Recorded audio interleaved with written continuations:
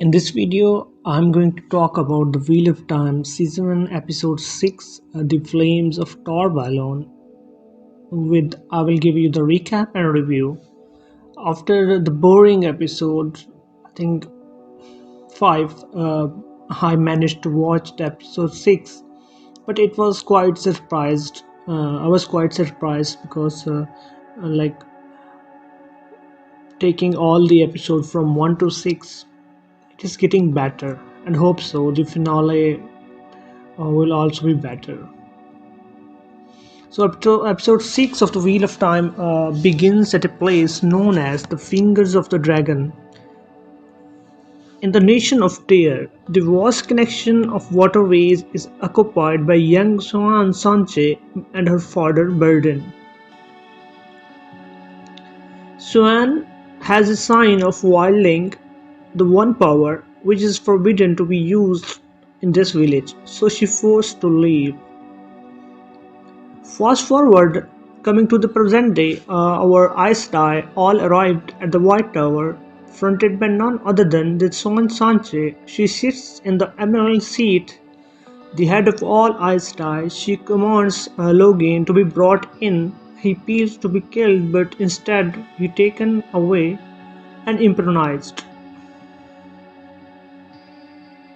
In his absence, Leandrin takes the brunt of blame for mishandling their magic powers.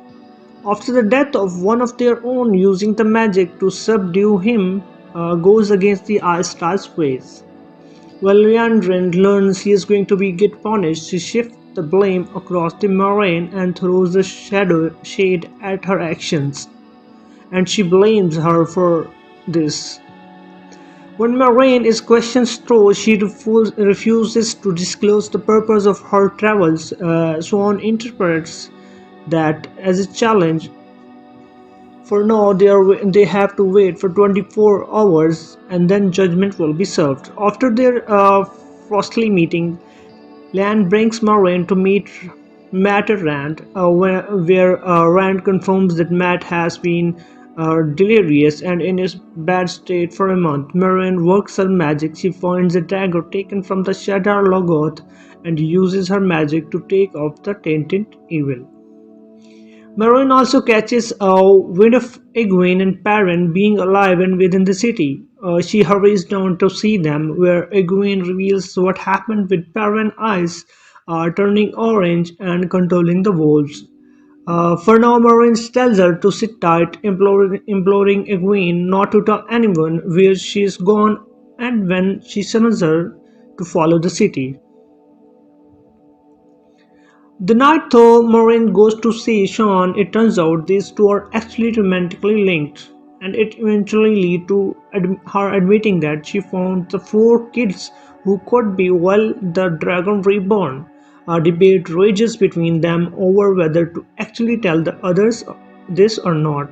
The thing is, if the other Astar finds out they are working together, it could be undermine everything they are doing. In the morning, Maureen brings Egwene to the hall and the nave, but because we had little times with these characters together, the reunion sort of falls flat emotionally. Anyway, the two women are brought before Sion. The final battle is coming. They needed to be ready, especially as there is the strongest general they have seen in the thousands of years. It was referred to Nynaeve powers.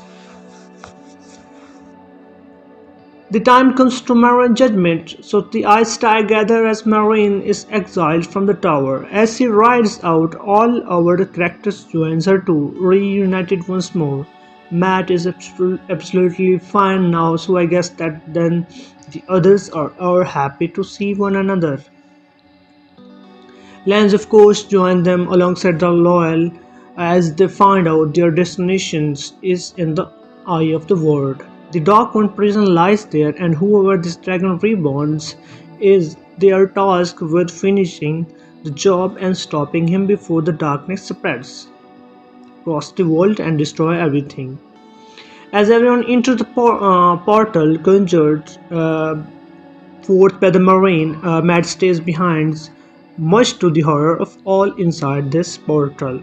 So all these things happened in episode 6 and it was quite good. So the Wheel of Times returns with a solid episode of intrigue and world building for Aistai, and with one big problem: there's not enough emotional connection, of course, with the four potential Dragon Reborn, at least not from what the reviewer can see. The biggest problem with this show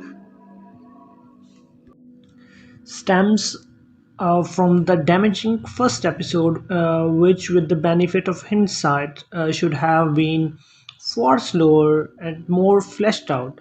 The reason Lord of the Rings works as well as it does is precisely because it does spend a good chunk of time in the Hobbiton getting to know our main characters. Likewise, we can see in the Game of Thrones does the same thing with the Stark family at Winterfell. Many good stories do this, and including the actual Wheel of Time novels if you have time to read. When our character do eventually reunite, they spent so little time as a unit of four without running around that these hugs and big smile just doesn't resonate as strongly as it perhaps should. Likewise, moral relationship with Sean comes out absolutely nowhere. It doesn't really add anything to the story, but I can quote whether this actually crops up in the books or not.